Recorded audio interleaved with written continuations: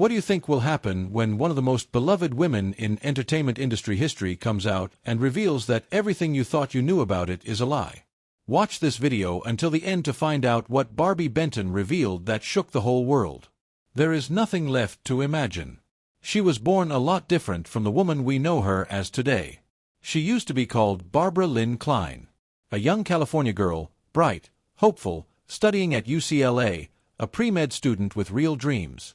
Maybe a future veterinarian. One day, stepping into a career that might heal, not just glitter. But by 18, she was no longer just a student. She was modeling department store clothes. She was testing the waters.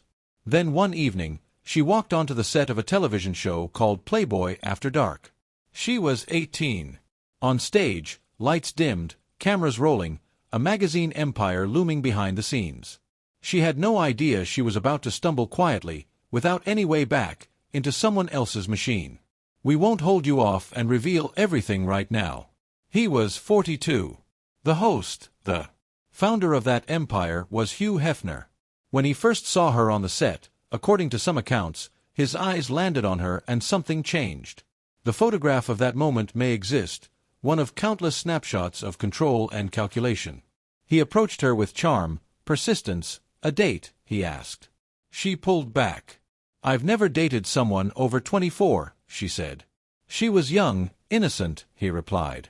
"That's all right. Neither have I."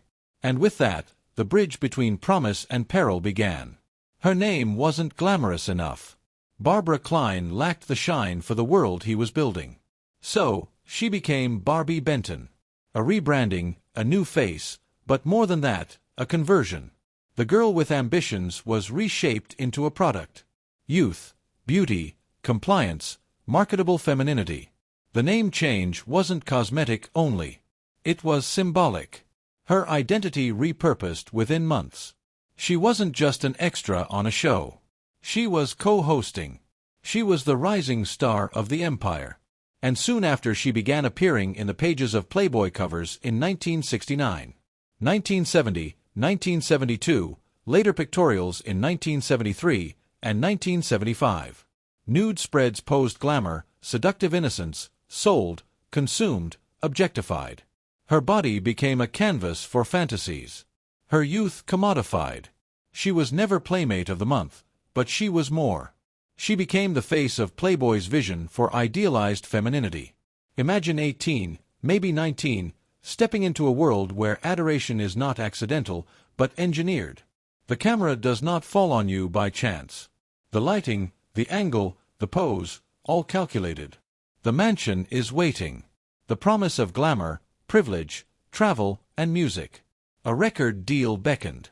Dreams she might once have had of healing, of a normal life, of self-determined ambition recede. In their place, vinyl, photo shoots, magazine covers, a new path someone else drew. She tasted the glitter. She climbed the ladder. She accepted. But under those bright lights behind the magazine covers, a subtle machinery shifted. A machine built not for her freedom, but for her utility.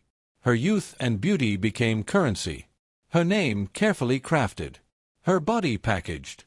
She was no longer Barbara Klein. She was Barbi Benton, the living product, the asset, the visual promise. A Barbie doll was the nickname the empire cemented around her. A nickname she came to resent. In some academic analysis of Playboy's culture, that doll image became emblematic.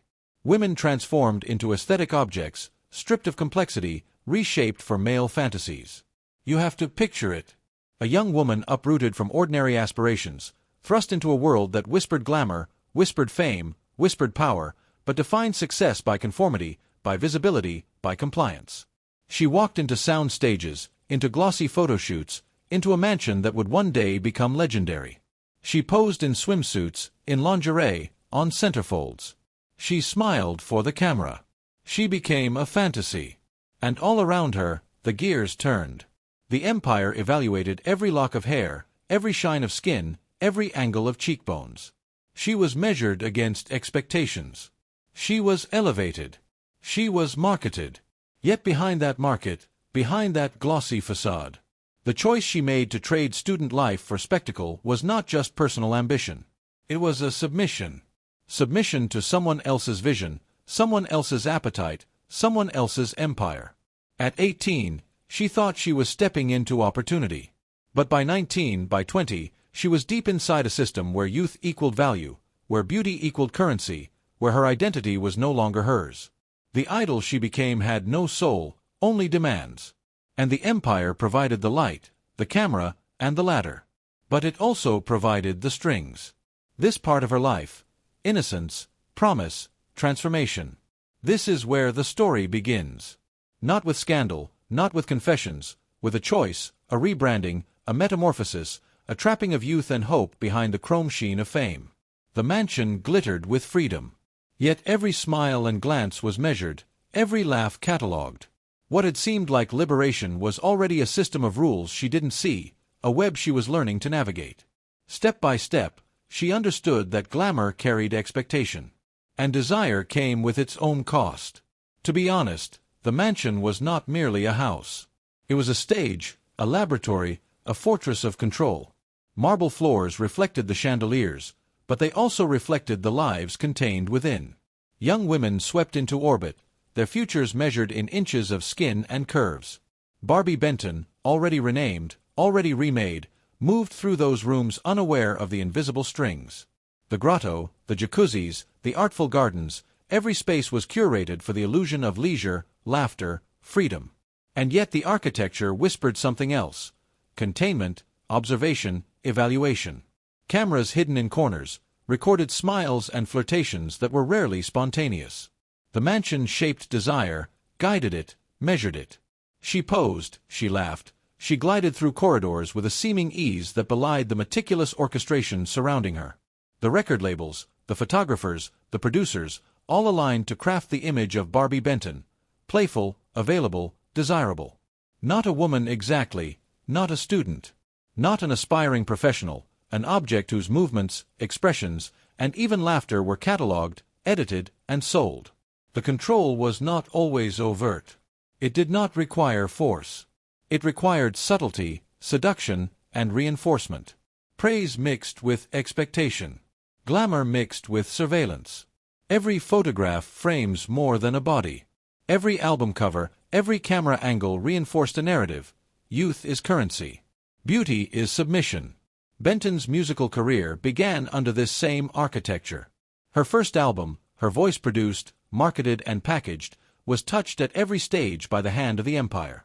Songwriters selected by Hefner. The artwork designed under his instruction, the image polished for mass consumption. She was present, but her choices were bounded, framed.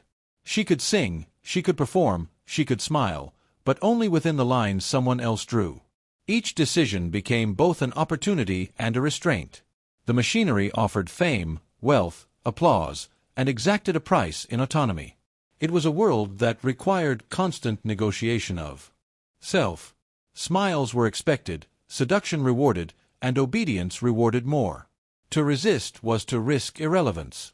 To comply was to be complicit in the engine of exploitation. She was not alone. The mansion housed dozens of women navigating the same waters. Some thrived, some quietly resisted, some were swallowed. The difference between safety and peril was measured not in rules but in subtlety, tone of voice, body language, eye contact. The smallest deviation could mark a woman for exclusion, erasure, or objectification, and the lessons were learned early, encoded in the very culture of the empire.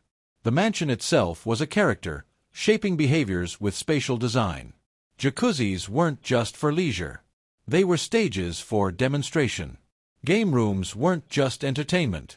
They were arenas for testing compliance. Hidden cameras captured interactions meant to produce the appearance of casual flirtation, but often facilitated observation, assessment, and manipulation. Benton's laughter, once genuine, was now a signal, a data point. Her glances, gestures, and even silences were interpreted, catalogued.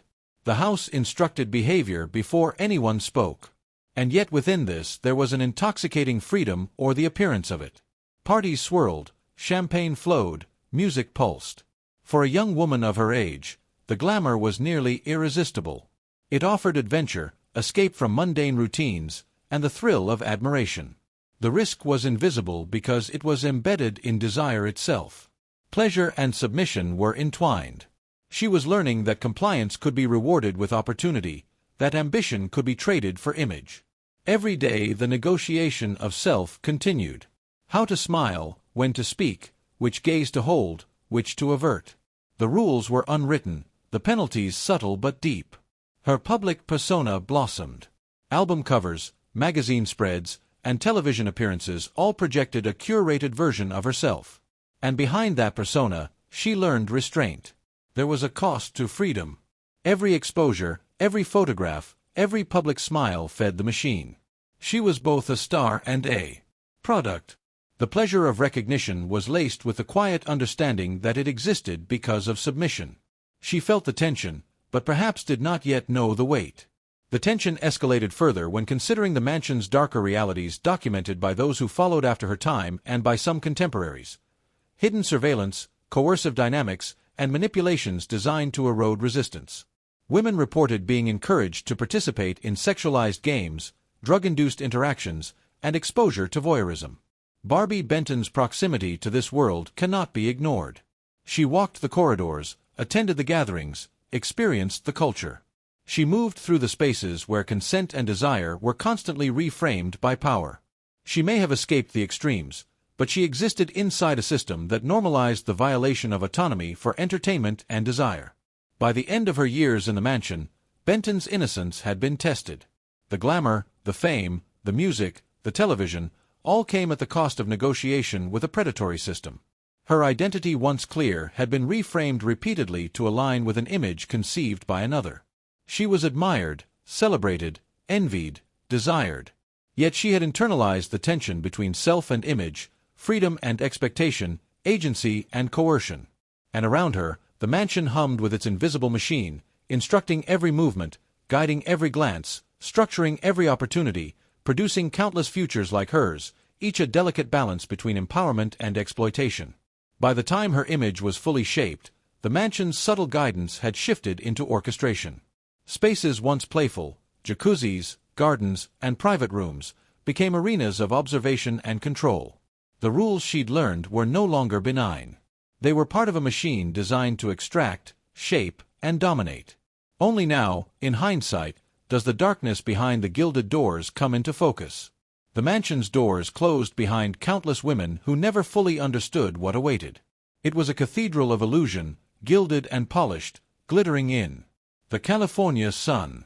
Barbi Benton had already walked its halls, already smiled for its cameras, already learned its subtle rules. But inside, beyond the smiles, beyond the music, beyond the laughter, a darker reality thrived. The secrets of the Playboy Mansion, as later documented in testimonies and investigative accounts, revealed a world not of innocent play, not of carefree freedom, but of structured predatory power. Women spoke years later, their voices shaking, but clear. The parties were organized not just for spectacle, but as instruments of control. Drugs circulated, subtly administered, coaxing compliance, dulling resistance. Cameras, hidden and omnipresent, recorded interactions meant to appear casual, but designed to surveil, evaluate, and manipulate.